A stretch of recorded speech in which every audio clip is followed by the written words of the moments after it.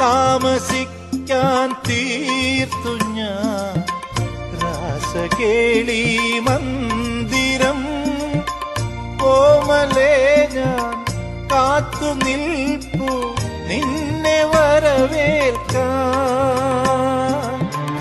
എവിടെ നിൻ പല്ലവി, എവിടെ നിൻ നോപുരം?